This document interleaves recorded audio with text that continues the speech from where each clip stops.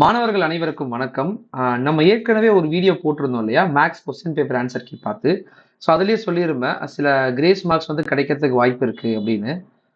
நிறைய பிடி associations and நிறைய ஸ்டூடெண்ட்ஸ் வந்து டிஜி, அதாவது டைரக்டர் ஆஃப் கவர்மெண்ட் எக்ஸாமினேஷன்ஸுக்கு மெயில் அனுப்பி அவங்களுக்கு தெரியப்படுத்தி, அவங்க கடைசியாக கன்ஃபார்ம் பண்ணது என்னன்னா 13 மார்க் நாங்கள் கொடுக்குறோம் அப்படின்னு இன்ஃபார்ம் பண்ணியிருக்கிறாங்க. அந்த கன்ஃபர்மேஷன்ஸ் கொடுத்துருக்குறாங்க.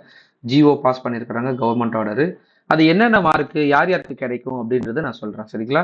ஸோ அதில் மென்ஷன் பண்ணியிருக்கிறது பார்த்தீங்கன்னா, டோட்டலாக இருக்கிற கொஸ்டின் நம்பர்ஸில் இந்த கொஸ்டின் நம்பர்ஸுக்கு எழுதுனதுங்களுக்கு மட்டும்தான் உங்களுக்கு வந்து கிரேஸ் மார்க் கிடைக்கும். என்னென்னதுன்னா, ஃபர்ஸ்ட் நான் இன்ஃபார்ம் பண்ணிடுறேன். அதுக்கப்புறம் நான் அந்த கொஸ்டின் பேப்பரில் என்ன கொஸ்டின் அப்படின்றத நான் உங்களுக்கு காட்டுறேன். இப்போ 17th ஒன் பார்த்தீங்கன்னா 1 மார்க்கு. அந்த 1 மார்க்கில் ஏ அப்படி இல்லைன்னா சி, அந்த ரெண்டு ஆன்சர் ஏதோ ஒரு ஆன்சர் நான் அன்றைக்கே சொல்லியிருந்தேன். பட் நான் ஏ தான் மென்ஷன் பண்ணியிருக்கிறேன், ஆனால் சியும் ஒரு ஆன்சராக இருக்குது. சப்போஸ் நீங்கள் ஏ அப்படி இல்லைன்னா சி எழுதிருந்தீங்கன்னா உங்களுக்கு 1 மார்க் கிடைக்கிறதுக்கு வாய்ப்பு இருக்குது. சப்போஸ் சார் நான் பி இல்லைன்னா டி எழுதியிருக்கிறேன், எனக்கு மார்க் கிடைக்குமானா கண்டிப்பாக கிடைக்காது. ஸோ நல்லா புரிஞ்சுக்கணும். மார்க் யார் யாருக்கு அப்படின்னா ஏ அண்டு சி டிக் பண்ணவங்களுக்கு மட்டும்தான், பி அண்டு டி டிக் பண்ணவங்க கிடையாது.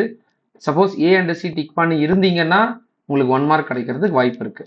இது வரைக்கும் நீங்க எழுதுனது, அதாவது மேக்ஸ் எக்ஸாம் நீங்க இந்த கொஸ்டின்ஸ்ல எழுதிருக்கீங்களா? உங்களுக்கு இந்த 13 மார்க்ஸ்ல இருந்து எவ்வளவு கிரேஸ் மார்க் வரும் அப்படின்றது வாய்ப்பு இருக்கு அப்படின்றத நீங்க கமெண்ட்ல தெரியப்படுத்துங்க.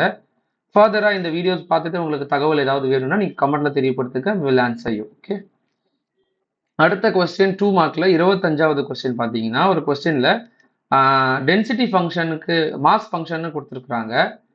ஆனால் தமிழ் மீடியத்தில் பார்த்தீங்கன்னா டென்சிட்டி ஃபங்க்ஷனோட டெஃபினேஷன் மாதிரி கொடுத்துருக்குறாங்க. ஓகேங்களா? ஸோ அதை நான் கொஸ்டின்ஸில் பார்க்கும்போது சொல்கிறேன். ஆனால் தமிழ் மீடியத்துக்கு மட்டும்தான் இந்த மார்க்கு, இங்கிலீஷ் மீடியத்துக்கு கிடையாது. இந்த 2 மார்க் அப்படின்றது இங்கிலீஷ் மீடியத்துக்கு கிடையாது. அந்த கொஸ்டின் வந்து இங்கிலீஷ் மீடியத்துக்கு கரெக்டாக இருக்குது, ஆனால் தமிழ் மீடியத்துக்கு கரெக்ட் இல்லை. இங்கிலீஷ் மீடியத்தில் கரெக்டாக இருக்குது, தமிழ் மீடியத்தில் வந்து கரெக்ட் இல்லை. அவங்களுக்கு மட்டும்தான் 2 மார்க். சப்போஸ் இந்த கொஸ்டின் எழுதியிருந்தேன், இந்த கொஸ்டின் விட்டுருந்தா தமிழ் மீடியத்துக்கு மார்க் கிடையாது. அண்ட் 45th 5 மார்க்ல 5 மார்க்ல இருந்து தப்பு இருக்கு. என்னன்னா 45th பார்த்தீங்கன்னா வெக்டர் அண்ட் கார்டீசியன் ப்ராடக்ட்ஸோட ஃபார்மேட் வந்து இங்க தப்பா கொடுத்துருக்காங்க.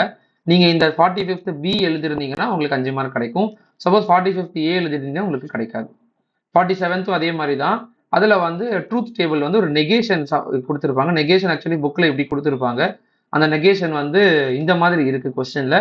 அதனால 47ல ஏ எழுதிருந்தீங்கன்னா உங்களுக்கு 5 மார்க். நிறைய பேர் வந்து இதுக்கு பதிலாக கிராமர் ரூல் தான் எழுதிருப்பீங்க. சப்போஸ் கிராமர் ரூல்ஸ் எழுதாம இந்த நெகேஷன் ட்ரூத் டேபிள் எழுதிருந்தீங்கன்னா உங்களுக்கு கண்டிப்பா 5 மார்க் கிடைக்கிறதுக்கு சான்ஸ் இருக்கு. ஸோ டோட்டலா 13 மார்க் அவங்க சொல்லியிருக்காங்க. 13 மார்க் தமிழ் மீடியமா இது எல்லாமே கம்பைல் ஆயிருந்துச்சுன்னா கண்டிப்பா 13 மார்க் கிடைக்கும். அப்போஸ் தமிழ் மீடியம் இல்ல இங்கிலீஷ் மீடியம் அப்படின்னா இதை நீங்க எழுதிருக்கீங்க அண்ட் 2 5 மார்க் எழுதிருக்கீங்கன்னா உங்களுக்கு 12 மார்க் கிடைக்கிறதுக்கு 11 மார்க் கிடைக்கிறதுக்கு வாய்ப்பு இருக்கு, சரிங்களா? ஸோ எப்படியோ கிரேஸ் மார்க் கிடைக்கிறதுக்கு வாய்ப்பு இருக்கு. சப்போஸ் நீங்க இதை எழுதியிருந்தா மட்டும்தான் கிரேஸ் மார்க், அதர்வைஸ் கொடுக்க மாட்டாங்க. இப்போ கொஸ்டின் பேப்பர் பாருங்க. நான் என்னென்ன சொல்லியிருந்தேன், ஃபர்ஸ்ட் வந்து 17வது கொஸ்டின் சொல்லியிருந்தேன் இல்லையா? 17வது கொஸ்டின் பார்த்தீங்கன்னா 0 அப்படி இல்லைன்னா சி, இந்த ரெண்டு தான் வந்து ஆன்சர். ஸோ இது லாஸ்ட் டைம்ல வந்து ஆன்சர் எதுவுமே தெரியல அப்படின்னு சொல்லியிருந்தோம், 3 மென்ஷன் பண்ணியிருந்தோம் இல்லையா? ஆனா இந்த ஏஆர்சி தான் வந்து கரெக்டான ஆன்சர். இது ரெண்டுத்துல சப்போஸ் ஏஆர்சி நீங்க டிக் பண்ணி இருந்தீங்கன்னா உங்களுக்கு வந்து 1 மார்க் கண்டிப்பா கிடைக்கும். அதுக்கப்புறம் 25 சொல்லியிருந்தோம் இல்லையா? 25th question. 25th கொஸ்டின் பார்த்தீங்கன்னா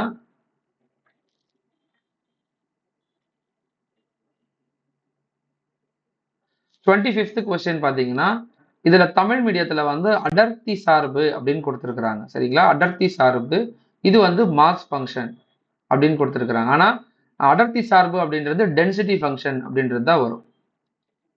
ஆனா இந்த கொஸ்டின் படி பார்த்தீங்கன்னா இது மாஸ் ஃபங்க்ஷன் தான்.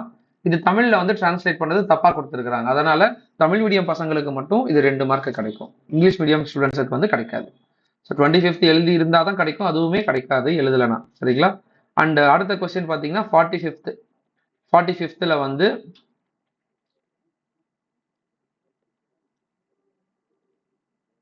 45th B. இப்போ 45th சப்போஸ் அந்த பாக்டீரியா சம் எழுதிருந்தீங்கன்னா உங்களுக்கு கிடைக்காது. 45th பில வந்து இந்த கார்டீசியன் அண்ட் வெக்டார் ஈக்குவேஷன்ல வந்து இந்த ஃபார்மேட் தப்பு. அதனால இதுக்கு வந்து உங்களுக்கு 5 மார்க் கிடைக்கும், சரிங்களா? 45th பின்னு மென்ஷன் பண்ணி எழுதிருந்தீங்கன்னா தமிழ் மீடியத்துக்கும் கிடைக்கும், இங்கிலீஷ் மீடியத்துக்கும் கிடைக்கும். அதுக்கப்புறம் 47ல ஏ சொல்லியிருந்தேன். 47ல பார்த்தீங்கன்னா நிறைய பேர் கிராமர் ரூல் தான் யூஸ் பண்ணியிருப்பீங்க லீனியர் ஈக்குவேஷன் வச்சு. ஆனால் இது எழுதிருந்தீங்கன்னா, இந்த கொஸ்டின் எழுதிருந்தீங்கன்னா உங்களுக்கு 5 மார்க் கிடைக்கும். நீங்க தப்பா போட்டிருந்தாலும் சரி, ஜஸ்ட் ஒரு கிவன் மென்ஷன் பண்ணி நீங்கள் போட்டிருந்தாலுமே உங்களுக்கு 5 மார்க் கிடைக்கும். டோட்டலாக 13 மார்க் கன்ஃபார்ம் பண்ணியிருக்கிறாங்க. இதுல இருந்து உங்களுக்கு தமிழ் மீடியம் பசங்களா இருந்தாலுமே சரி, இங்கிலீஷ் மீடியம் பசங்களா இருந்தாலுமே சரி, நீங்க இதுல இருந்து எவ்வளவு மார்க் உங்களுக்கு வரும் அப்படின்றத நீங்க கமெண்ட்ல தெரியப்படுத்துங்க. இதனால டோட்டலா கட் ஆஃபே மாறதுக்கு சான்சஸ் இருக்கு. தமிழ் மீடியமும் சரி, இங்கிலீஷ் மீடியமும் சரி. ஏன்னா மேக்ஸ் வந்து கொஞ்சம் டஃபா கேட்டிருந்தாங்க, நம்ம ஏற்கனவே சொல்லியிருந்தோம். அதுபடி கட் ஆஃப் டோட்டல் வந்து டோட்டலா இன்க்ரீஸ் ஆகிறதுக்கு வாய்ப்பு இருக்கு. ஸோ இதனால அவங்களோட டோட்டலும் இன்க்ரீஸ் ஆகும், as well as அந்த கவுன்சிலிங்கான கட் ஆஃபும் இன்க்ரீஸ் ஆகும். ஸோ நீங்க எவ்வளவு மார்க் அப்படின்றத கமெண்ட்ல தெரியப்படுத்துங்க. நம்ம சேனல்ல புதுசுனா நீங்க சப்ஸ்கிரைப் பண்ணுங்க. அண்ட் முக்கியமா நம்மளோட வாட்ஸ்அப் சேனலை நீங்க சப்ஸ்கிரைப் பண்ணி வச்சுக்கோங்க, ஃபாலோ பண்ணுங்க. அதுல நம்ம ரெகுலரா நோட்ஸ் அண்ட் மெட்டீரியல்ஸ் கண்டென்ட்ஸ் எல்லாமே போட்டுக்கிட்டு இருப்போம். சரிங்களா? ஸோ வேற ஏதாவது ஆஃப்டர் 12th அப்புறம் என்ன படிக்கணும் அப்படின்றத பத்தியும் நம்ம சேனல்ல தொடர்ந்து போட போறோம். நீங்க நம்ம சேனலை ஃபாலோ பண்ணுங்க. தேங்க்யூ.